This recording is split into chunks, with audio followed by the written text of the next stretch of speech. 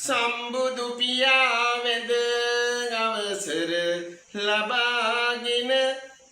පන්සාලිස් වසක් දෙසූදම් වෙද බැතින අරිමහසගෙන ගුණ හදවත දරාගෙන ලියනෙමි කවි පෙළක් මිනිසුන් අවදීවන මෙතැන් පටන් ලියනවා මම අගනා පැදි මේවා ගොතන්නට හරියට මැරුවානිදී මේවා මම ලිව්වේ සාලිය සෙනසුනේදී කියවන විටදී කාගෙත් සිත් වෙයි අවදී මකලා දෙමු සේවයෙන් අපේ ඉතිහාසෙන් සොයලා දෙන්න මට අවසර දෙනු බැතියෙන් වටිනා දෙයක් කළ දෙදෙනෙක් ඉතිහාසෙන්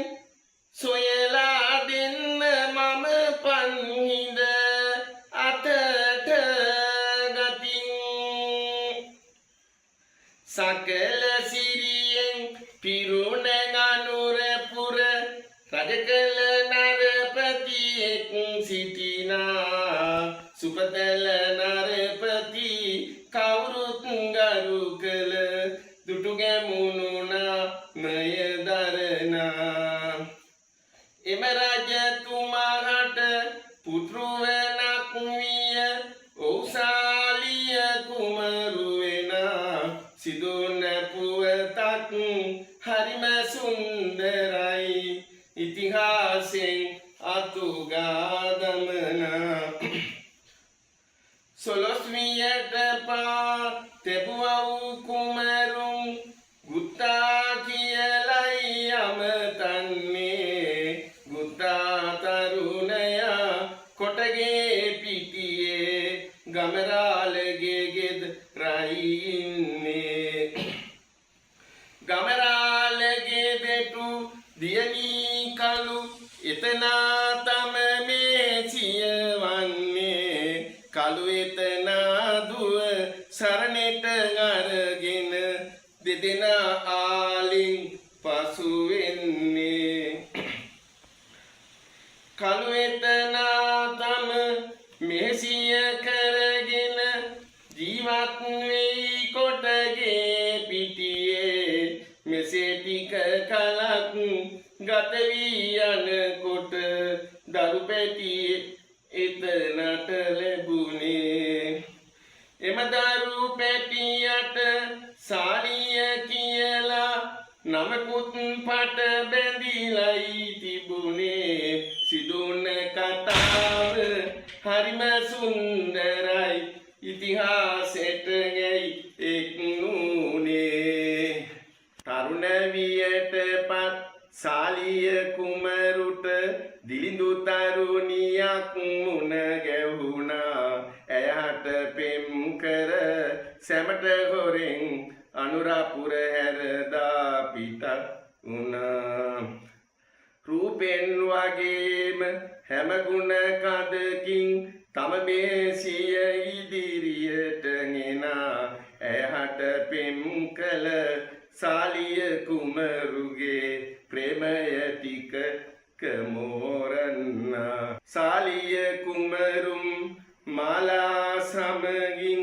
දිගදුරු කඳු මුදුනට පැමිණා එතුමිය විවාහ කරගත් කුමරා ගල්ගිරි කඳු මුදුනේ වෙසෙනා සුන්දර වගේම අවසන් කාලය ශෝක ජනක බව කියනු මැනා සිදුන කතාව කවුරුත් නෙක් කළා අසනෝය මිනිසුනේ බත් බුදිනා අවර පිනකුඳෝ කියලා කියනු මැන ගණවන රුද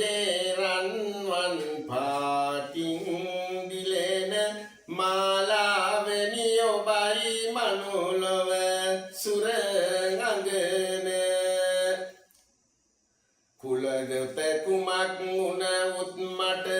පලක් නැත ළඟදිම ලබා ගන්නවා මම ඔබගේ අත මුල් දවසේම දකිනා විට බැඳුනේ සිත මාලාවනි ඔබය දෙව්ලොව සිරිකත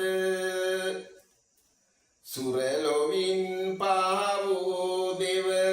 ගෙනක් වගේ රන්වන් පාට සුදිලන ඔබේ රුව බබලයි පින්වත් කුමරි ඔබ මාලා සුරංගනමයි දෙවෙනි වෙන්නේ බිම්බා දේවිත පමණයි දැන් මේ දෙන්න අනුරාධපුරේ පැනලා ආපු හැටි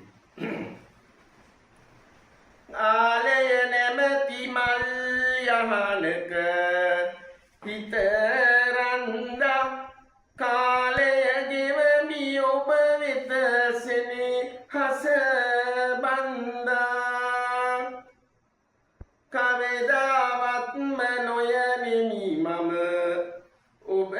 ගෙරදා දෙදිනම පිටත් විය අනුරා පුර හැරදා කුලගොතන් අඩු කතක් පාවා ගත් කුමරුන් සැගවී සිටිය තැන් තැන්වල යයි කියමින් මිනිසුන් දන්නේ මේ ටික විතරයි පවසන් අවමං කරයි අදටත් ගුණ මකූ මිනිසුන් සිදු කළ සේවෙන් අදටත් නැත නොමැකීලා නෙත් පිස බලනු ගලනා කබ පිස දාලා ඉතිහාසයේ නැත මේවා ලියවිලා පන්නිදගෙන අතට ලියනවා උදම් වෙලා සාලිය කුමරුවන් කළ සේවය මෙන්න මාලා කුමරියත් කළ සේවය ඔන්න කාගෙත් සිත් සතන් වල ගුණ ලියවෙන්න කරනෙමි කුමරුනේ උපහාරය මෙන්න දඹදිව් තලයම එම කල්පයේදී කෙතුමති රජදහන වෙති මුළු ලෝතලයට සක්විති රජෙකුන් සංකනමින් පාලන කරති සක්විති රජුන්ට පෙරණි බමුණවන සුරාත්මන නම් බමුණ වෙති එම බමුණන්ගේ බැමිණියගේ නම නමින් එතුමිය බ්‍රහ්මවති සුබ්‍රහ්මණ යන බමුණු කුමරුට දානෙමින් බැමිණියගේ කුසේ පංච මහා විලෝ බලමින් පිළිසිඳෙයි බැමිණියගේ කුසේ කේතුමති නම් මුළු රජ දහනම බබලවමින් මව්ගේ කුසේ දසකඩ මස නිම වෙන තුරු බෝසතුන් ඇත මව් කුසේ ලුම්බිනි උයන එකලට නාග වනවෙති කුමරිය බ්‍රහ්මවති උයනට ළඟාවෙති සිදුහත් බෝසතුන් ඉපදුන තැනට යති අජිත බෝසතුන් මෙලොවට පහළ වෙති එම බෝසතුනට පියතුම වී සන්තිස් රජු ඉපදෙන්නේ එම බෝසතුනට මැණියෝ වීලා විහාර දේවිය උපදින්නේ එම මව්පියනට පුතණුවෝ වීලා මෙතේ බෝසතුන් ඉපදෙන්නේ එම බෝසතුන්ට පුතණුවෝ වීලා සාලිය කුමරුන් ඉපදෙන්නේ නන්ද පෙනාදින බෝසතුන්නට අජිත නාමය තබමිනා අජිත බෝසතුන් දින සති ගෙවමින් තරුණ වියට පා තබමිනා බෝසත් කුමරුට අගමේසියනි අනුලාභේ විය ඉපදෙන එතුමියගේ නම